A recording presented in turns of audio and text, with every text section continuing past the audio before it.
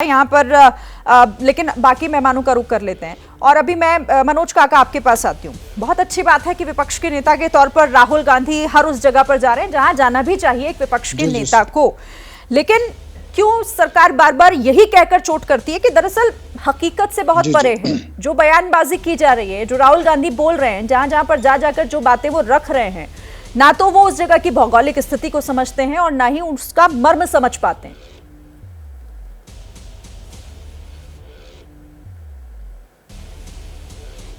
शिरीन, भौगोलिक स्थिति और इस देश के लोगों का मर्म, सच बात यह है कि नरेंद्र मोदी जी की सरकार और उनका कीर्तन गान करने वाले प्रवक्ता और हृदयहीनता के शिकार उनके नेता नहीं समझ पाते हैं। नहीं तो इस देश में हालात ये है कि जो आम घरों से निकले हुए नौजवान इस देश के सरहदों की सुरक्षा करते थे, सीने पे गोली खाते थे, उन नौजवानों का हौसला बढ़ाने के बजाय भारतीय जनता पार्टी की मोदी की सरकार ने उन्हें अग्निवीर बना दिया।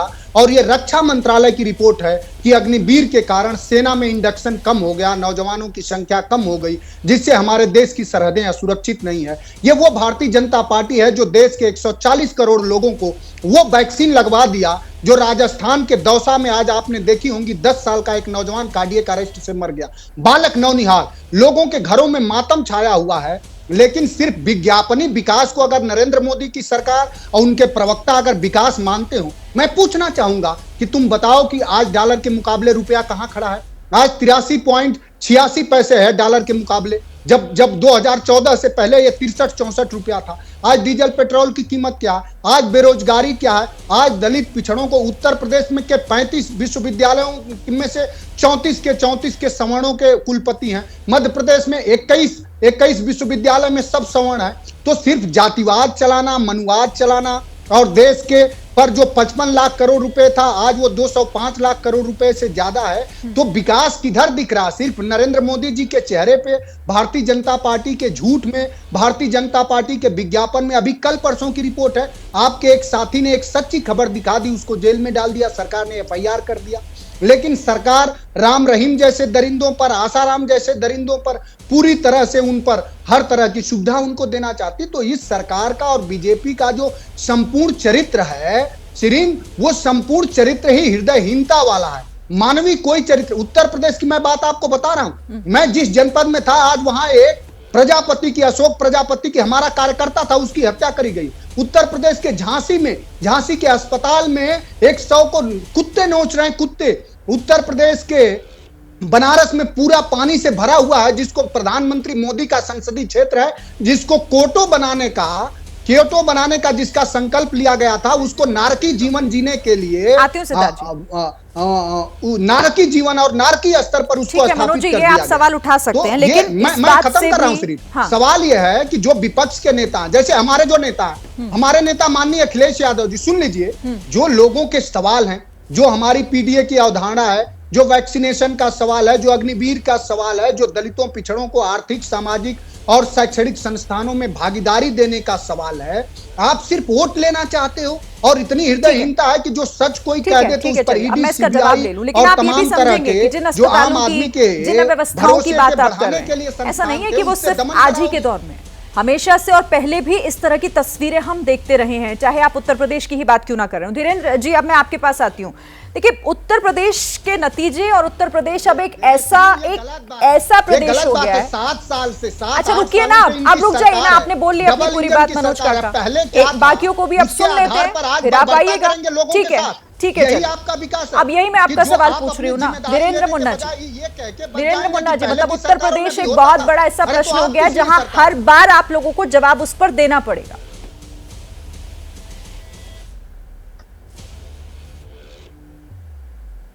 उत्तर प्रदेश में मेरे साथी प्रवक्ता भूल गए हैं कि जब मौका लगा था तो किन लोगों को ये संरक्षण देते थे, कितनी हत्याएं और फिरौती होती थी, सड़कों पे लड़कियां निकलती नहीं थी, स्कूल नहीं जाते थे लोग। ये सब दौर को कोई भूल गया क्या? सत्ता में ये लोग नहीं रहे हैं, जिनके अतीक प्रतीक रहे हैं वो लोग आज हमें सुशासन का पाठ पढ़ा रहे हैं। आज कितने एम्स वीडियो वायरल हो रहा है, कितना और उनकी मैं उनकी आपके किस टर्म में तरह नहीं से बोल रहा। मनोज जी आप आप भी सुन मेरे लीजिए टर्म पहले, में आप मत ऐसे बोलिए। दूसरों के बारे में मेरे मत टर्म बोलिए में ना। आप नहीं बोलिए काका जी। मनोज काका जी मैं जब प्लीज बोलता हूं ना तो थोड़ा आप धैर्य टर्म में रखिए, बोलिए आपके ना। पास आऊंगी, ये अपनी गलत पूरी बात बोलिएगा। अभी धीरेन्द्र जी गलत बोल रहे बात हैं, उनको सुन लेते हैं। धीरेन्द्र जी आप बोलिए। ये गलत बात है काका जी, आप पढ़े लिखे आदमी हैं। धीरेन्द्र जी आप अपनी अपने बात पूरी टर्म में कीजिए। बोलिए ना। अरे आपके सरकार में अतीक आए, मुख्तार आए, आप चिंता मत करिए उसकी। और अगर ये सब लोगों को, उत्तर प्रदेश के लोगों को नहीं पता होता तो आप सत्ता में होते। अब मैं आ जाता हूँ राहुल गांधी जी की बातों पर। और ये लोग जो कांग्रेस पार्टी और समाजवादी पार्टी है ना, ये अग्निवीर का विरोध नहीं कर रहे हैं, ये लोग बयानवीर हैं। ये लोग सिर्फ बयान देना जानते हैं।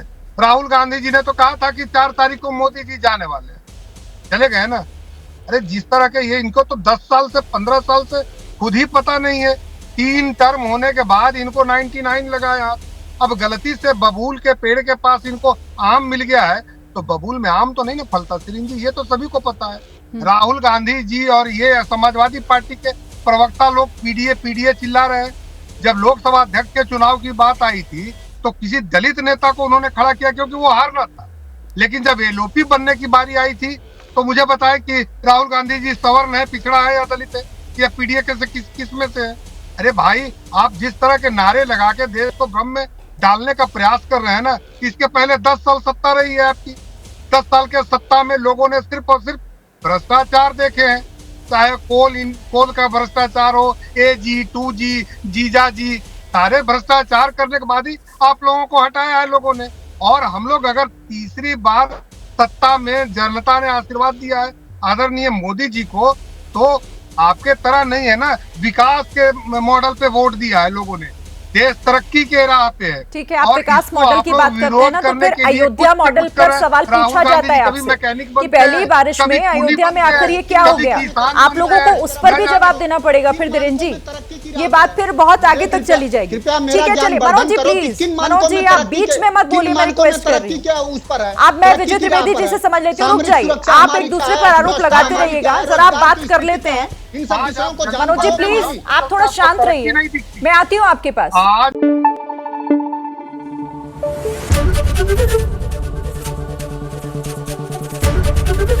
ABP न्यूज आपको रखे आगे।